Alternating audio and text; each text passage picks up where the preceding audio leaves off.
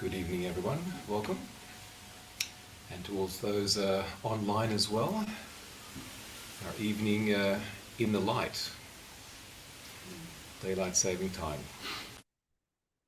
So let's settle into our meditation in the light, both externally and internally.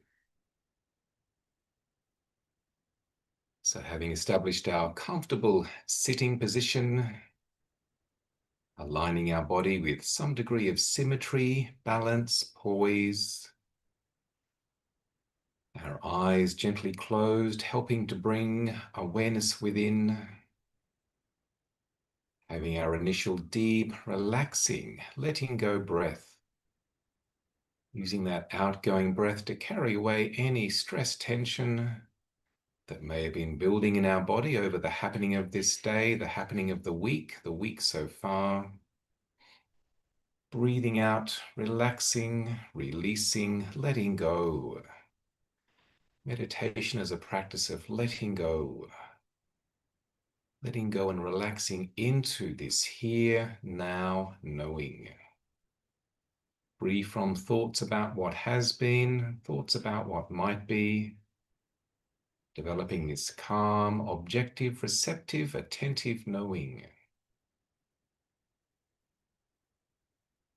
And before we bring awareness to our breath, our reference point for the present, just relaxing awareness down into the body. Feeling into our body with awareness. Feeling grounded, settled, centered, present. Checking in on a few contact sensations, points of mindful knowing, feeling our feet connecting with the floor.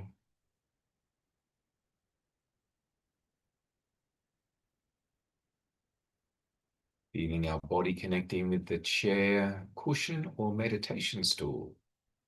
Sensing and feeling that.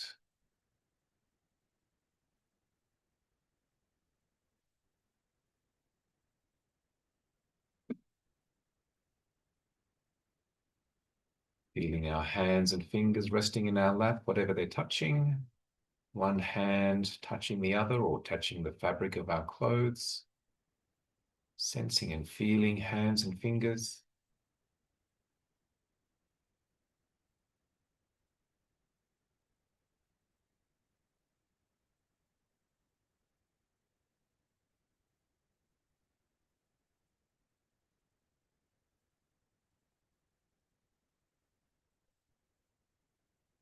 Relaxing the shoulders, chest, abdomen, belly area. These areas that often collect tension, tightness, contraction. Relaxing the shoulders, chest, abdomen, belly, without disturbing the poise and uprightness of our body. And feeling the gentle movement of shoulders, chest, abdomen, belly as the body breathes. Feeling that soothing motion, the perennial process breathing, the life-giving process breathing.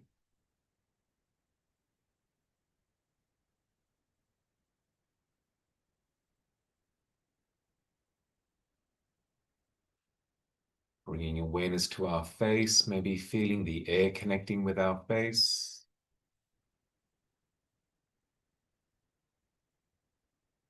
Perceiving light coming in through the closed eyelids. And even looking into that lightness, brightness, blankness through the closed eyelids.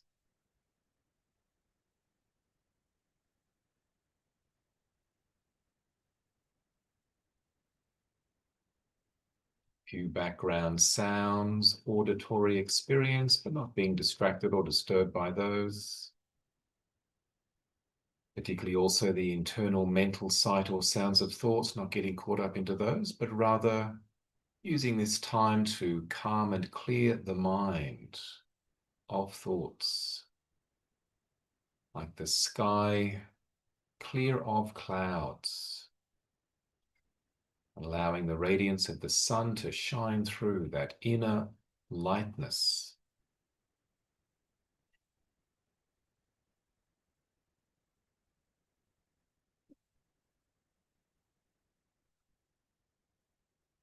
Feeling the sensation of the in-breath, the out-breath, looking into the lightness, brightness through the closed eyelids, using a mental meditative word or two in the mind, a mental mantra if it's helpful, and settling into the present moment, appreciating the importance of the present, practicing being present, developing inner presence, presence and peace. Directing, dedicating, devoting the mind to being present in peace.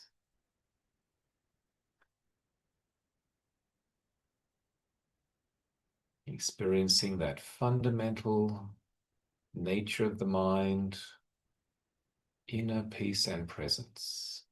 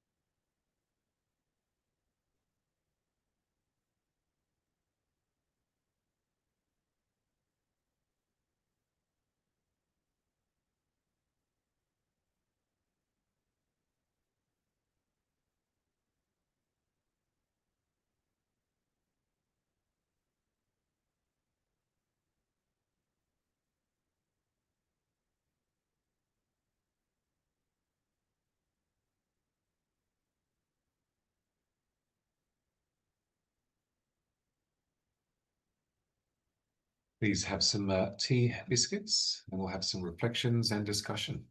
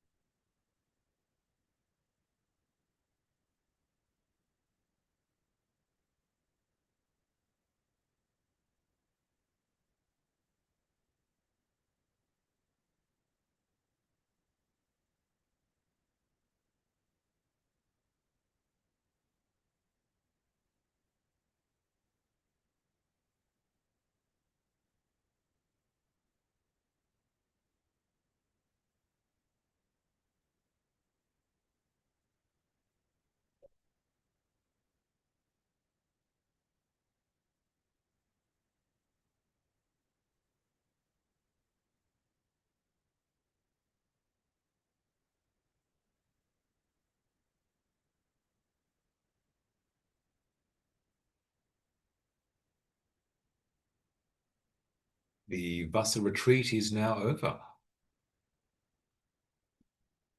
Finished. So some of you were here on Sunday for our retreat session, which marked the ending of the Vassa retreat. The monastic Vassa retreat finished on Wednesday, which was the actual full moon, so yesterday. The moon's probably still fairly full tonight, if you can see it. But certainly we've engaged upon a 3-month, 12-week period, devoting more time to meditation, developing and deepening our meditation practice, particularly by the Thursday night sessions and the Sunday retreat days, and hopefully at home as well. And also looking into the theme of our retreat, which was the 10 spiritual virtues, the pāramī.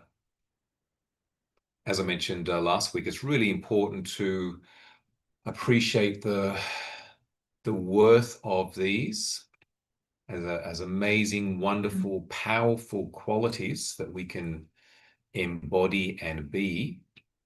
And the more we use them, the more we can embody and be them as our interface into experience, relating from these particular ones at times, though probably unconsciously where we can be using most of them at all times, just in terms of our being, our presence, our energy, our way of relating, connecting, both in terms of thoughts and mental states and feeling states, emotion, behaviors, actions, and speech as our sort of way of relating to experience, and not just relating to others, but experience itself. Using these also with situations, inanimate things, objects, as well as just the experience of being alive, even if we're just by ourselves, sense of relating to experience from any number, any one or number of these qualities. So they become our way of being into the world, into life, into experience. So in that way, they're very powerful, wonderful, and especially helping the mind to disengage from the opposite of these qualities, which only leads to more stress and angst for ourselves and others. And particularly appreciating that all of the 10 spiritual virtues, we could say they summarize down into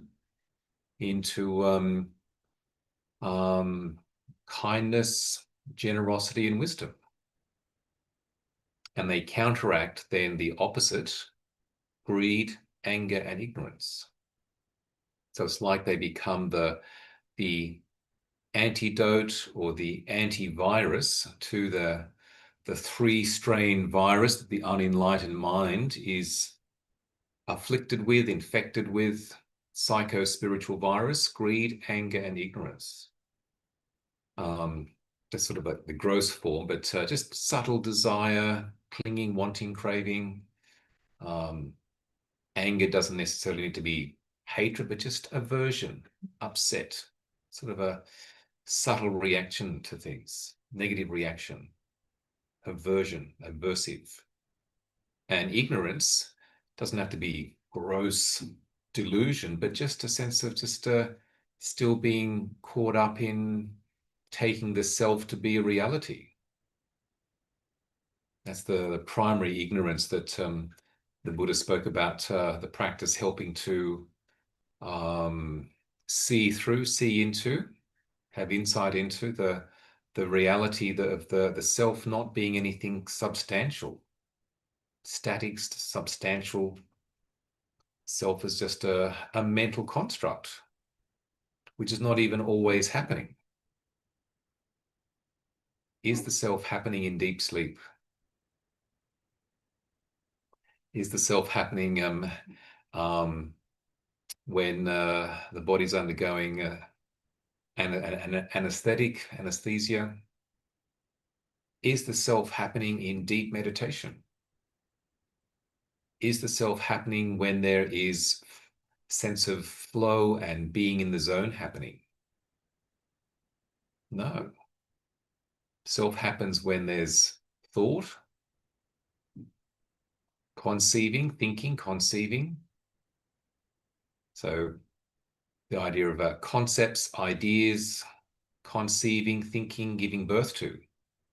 Conceit, sense of self. I am. So, which again is just a thought in the mind. But when that becomes the predominant sort of approach, everything is sort of mediated through I am.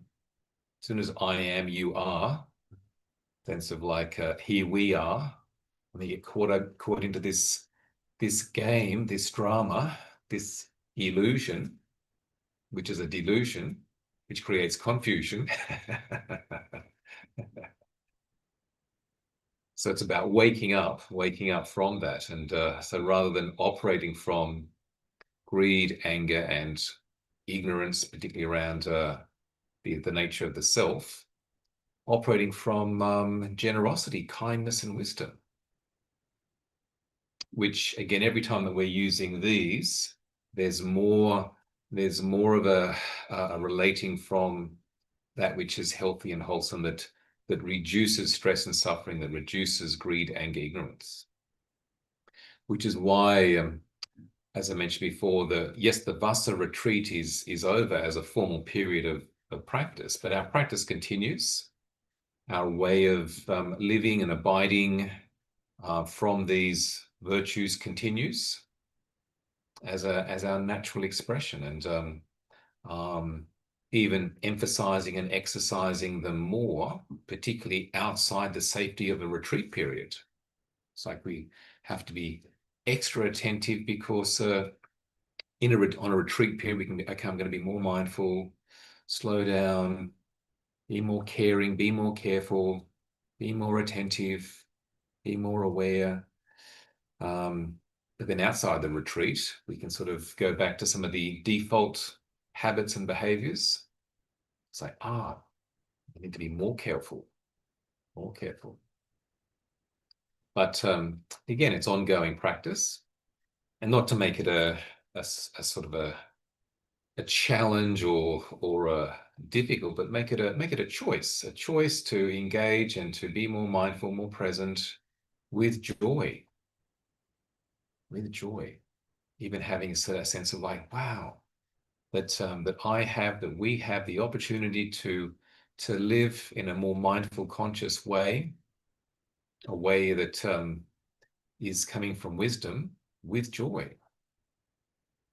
How wonderful. And the sense that we know other people that are engaged in that same way of operating, that same sort of modus operandi, from generosity, kindness, and wisdom, a sense of joy and delight in that, being on the path of practice that leads to ultimate freedom, which may require, as we mentioned, when we looked at the nekama, renunciation, it may require giving up certain freedoms, but there's the freedom that comes more from an ultimate freedom of mind, heart, through relinquishing certain freedoms that we other might think it's important to have or even normal to have. And as I mentioned when we spoke about renunciation or relinquishment or letting go, Ajahn Brahm saying that for people practicing Buddhism, it's about freedom from desire as opposed to freedom of desire. Freedom from desire. How wonderful.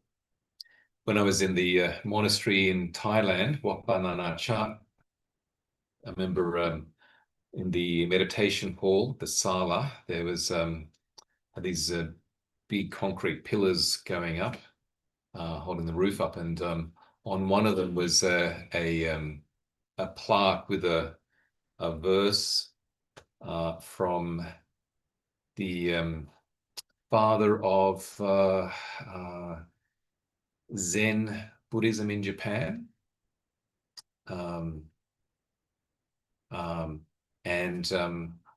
It said, actually, no, it wasn't that. That's Bodhidharma, but this was Rinzai. And it said, nothing is more special than to be a person who has nothing more to seek. Nothing is more special than to be a person that has nothing more to seek or further to seek. What a relief. So the meditation is very much about that. It's about letting go of the seeking, because what we're actually seeking is deep, profound peace, which is already apparent in the present moment if we just let go of the wanting.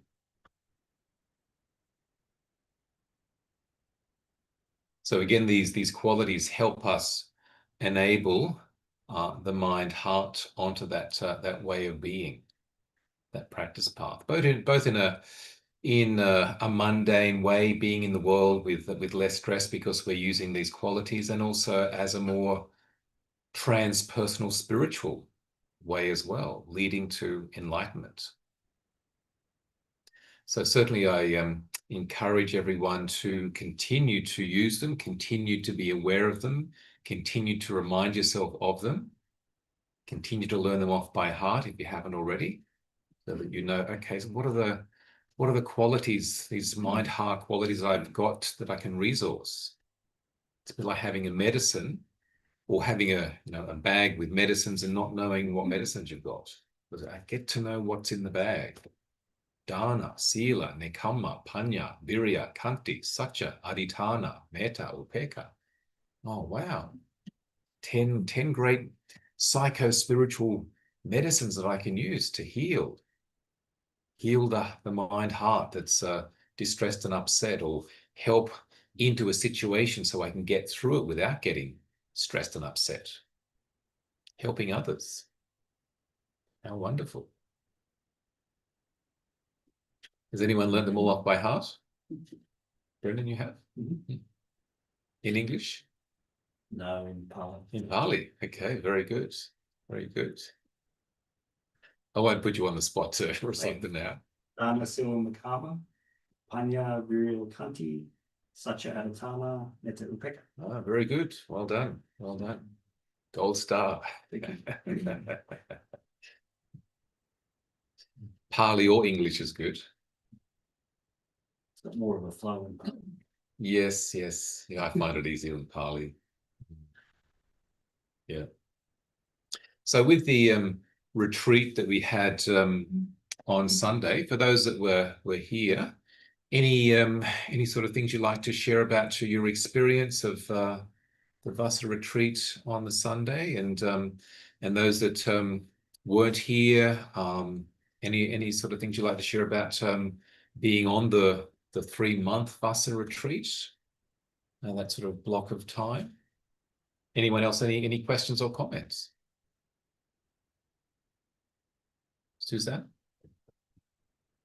Thank you so much for all your teachings and for guiding us through the 3 months of the Vassa retreat. I found it very, very special, Good, beneficial, and I had quite a number of fresh insights which surprised me.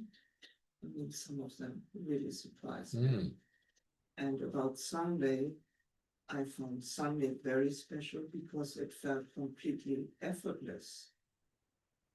It was a very beautiful experience, really deep felt. So there was a sense of just flowing with it for you? Yeah, good. And I would like to say something the most challenging of all, I find, karma.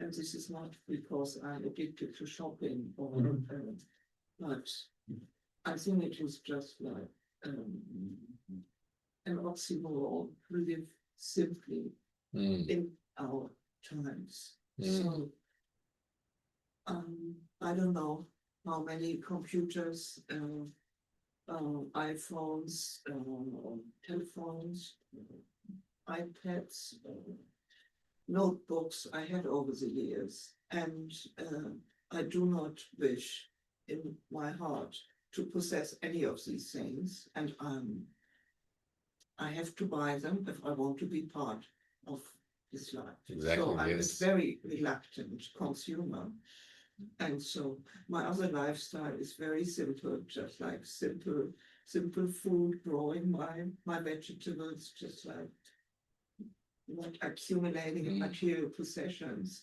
but I'm forced to buy technology, and technology is developing at such a speed. I think my brain is not developing that fast. However, it's keeping up with that. Sure. This is where I develop resentment when I think like, oh well, it's just like it's taking my time and energy. Most of my time and energy is being used with keeping up, and then to just like snap out of it and think that, well, what am I complaining about? It's just like it is a tremendous privilege to have all these opportunities, technology and science and developing fronts. And so, nothing will change for me, so I have to adjust, and I have to adjust peacefully, because to be angry with computers or white goods is not really a good outcome. So, but it's a very good practice to just like see, okay, all of this I have to deal with. I've been born into this time, so this is what I need to learn and practice with, and be grateful and not resentful. But it's quite something to learn. Sure, yeah.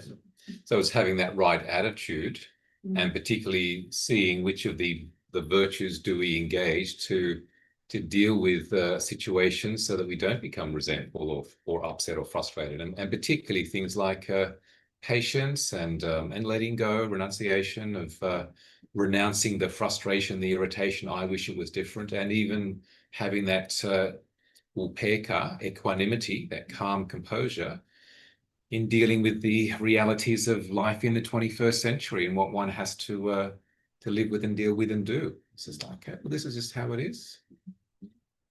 So that what becomes really essential is to having that calm, clear mind, as opposed to a mind that's reacting to what we don't like and what we think might be better or different. End of the day, it's about the quality and clarity of the mind. So always something to learn. Peter? John, amongst the 10, do you have a favourite or one that you dwell on more than others? Or do you... Yes. Well, I find that they're all the 10 virtues are really, really important and helpful at times. But I enjoy equanimity the most. So that sort of calm composure, bringing that into situations. A lot of my work that I do in sitting with people that are upset, distressed, confused, is about just having that calm composure, which is, as mentioned on the Sunday, the balance of compassion, balancing, tempering that with wisdom. So being able to just have that equanimity, space to accommodate situations for other people, and also for myself as well, dealing with the realities of life, the body getting older, and just how things are. So I think equanimity is a wonderful virtue to have. And in many ways, it also encompasses so many of the other virtues, but the others are all sort of helpful and supportive as well. It can even be helpful as a reflection to go, okay, well, if these were personality traits, which one am I more proficient in? Which one is more of an expression of me? Or which one do I have sort of lacking in, and I need to sort of emphasize, exercise, develop that a bit further? Or even like a theme for the week. Okay, this week I'm going to be particularly using patience, or particularly using energy, motivation, or particularly using generosity. So a bit of like a theme for the week.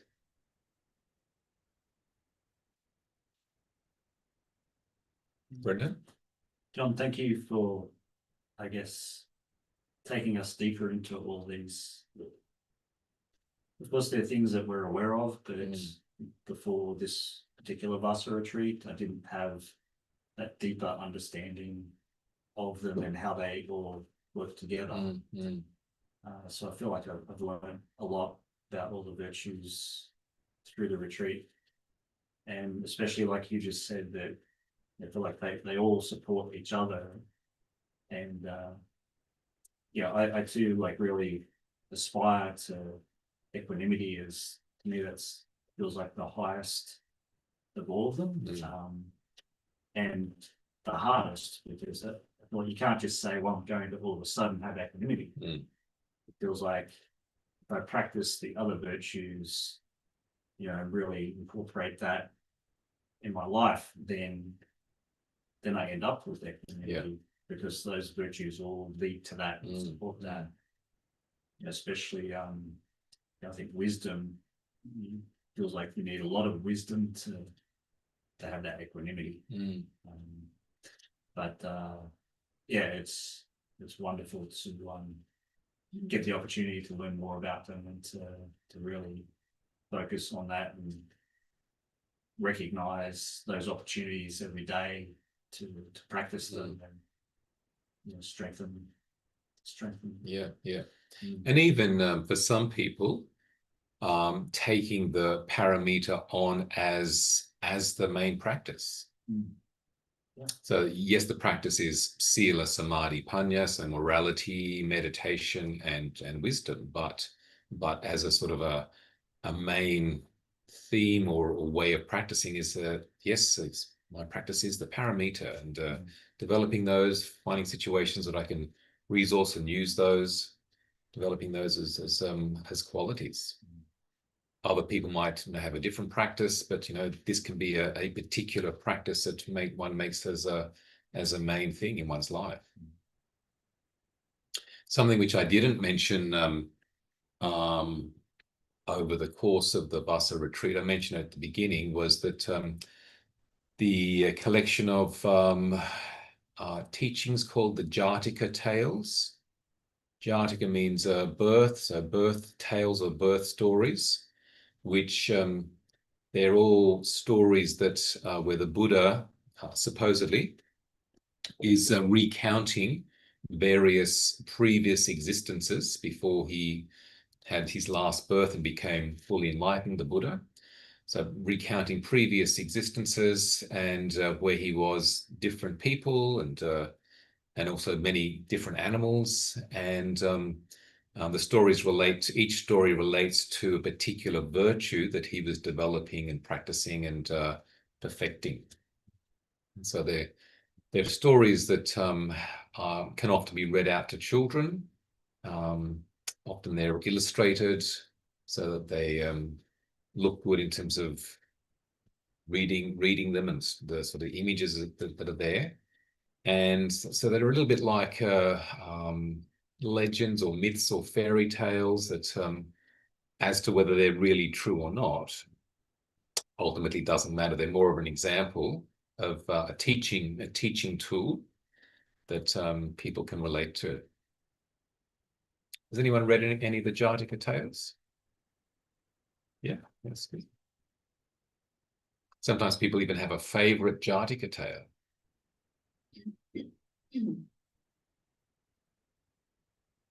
Is there a book you know of that has all of them? Or? There is a book. It's a green covered paperback book. I think it's written by Horner. It's a fairly old book, as they were doing translations many years ago. I think it's got 10 Jataka tales, because there was many stories that relate to each of the paramita, but this 10 particular stories. When we get a library up, I'll put it in library.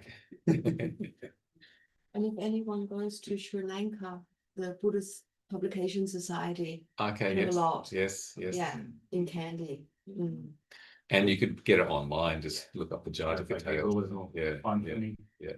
Because in Buddhist Sunday schools, they would use them. Loretta? John, you mentioned about having the right mindset. So the right mindset leading to the right thought or thinking. Last night we did a meditation on and discussion on what is a thought in the Black Mountain Zen group, and it was very thought provoking. So I'm just wondering what your, if you could talk to what is a thought, or have we run out of time? Oh, we've got a couple of minutes. We spent. And who was it that was saying? The Black Mountain Zen group. Okay. And we meet Wednesday nights and just contemplate different parts of their practice. And last night was particularly on what is a thought, and meditating on noticing the thought arising and what happens when we sit with it. And so when you talk about the right mindset for the parameters, how does that then sit with what is a thought? Sure. Yeah. Does that make sense? Yeah. And certainly we have right view, samadhi, and then right thought, sammasankappa, which can include even the right use of thought, and also appreciating that the particular view or mindset that we do have, that is likely to then contain particular thoughts. So setting up the right perspective, attitude, mindset, view, which will then have a certain set of thoughts in that mindset. A different mindset will have different thoughts. So say a very positive, life is wonderful, thoughts that are going to come up in that mindset are going to be related to that particular approach, as opposed to life is difficult, life is troubling, and we'll have certain other thoughts. But fundamentally, thoughts are mental processes that become apparent through a mental image in the mind, or a a mental auditory experience, voice. So what am I doing tomorrow as a thought? One hears that as my own voice, or it might be an image of seeing me in a certain place doing something. So we tend to think in visually or auditory. We don't smell thoughts. We don't sort of taste thoughts. Though there is a neurological disorder where people do actually smell and taste thoughts. So the brain's sort of getting a bit confused. But thoughts as images or voice in the mind can be as simple as one word, emptiness, which is a thought. It doesn't have to be a number of words as a mental process. Just be a thought, emptiness, a cloud, and that could be it. Or it could give rise to a whole sort of essay on what is emptiness, and etc. etc.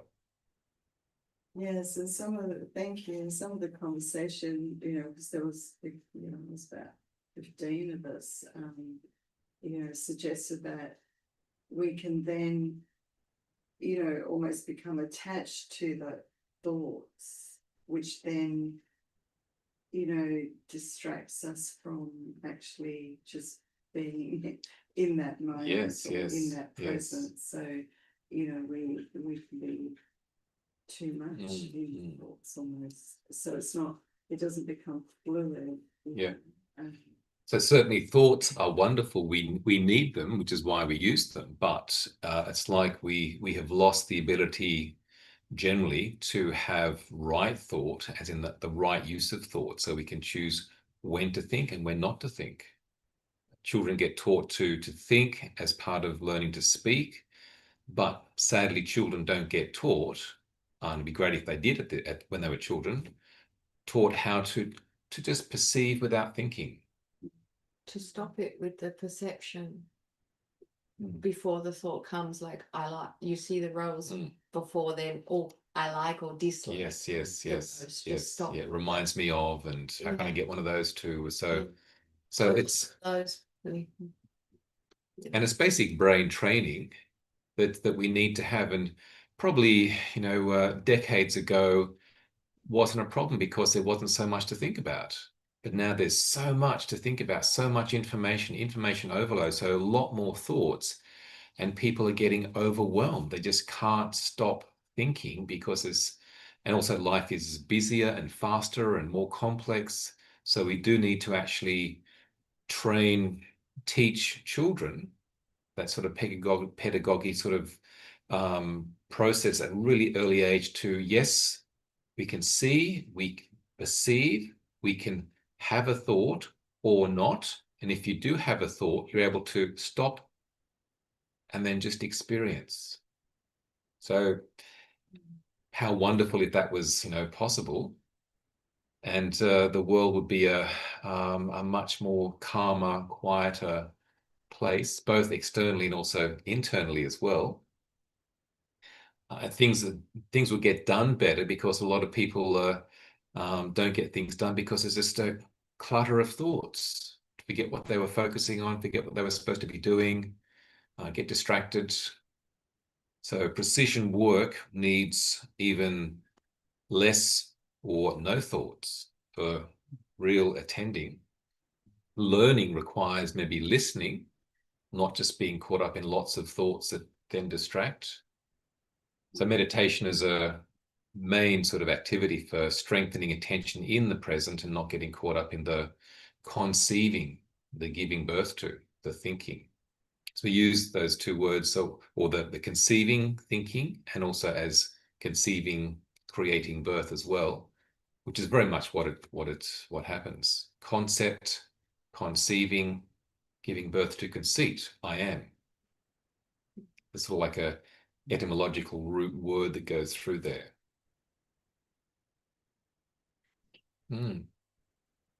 Something we can think about and talk about it in another session. So it's a really good theme. What is thought? What is not thought? How can there be no thought? Spent over an hour last night. That's still going. But it's fascinating, really. Yeah. Thank you. So do continue using and applying and practicing the parameter, wonderful virtues to engage and use them in your life ongoing. Thanks for being part of the Vassa retreat over the last 3 months. And over time, I'll sort of give various reminders when we talk about some of these things at various times, and maybe even a Jatika tale as well. Thanks for coming out tonight, and see you next time. Thank you.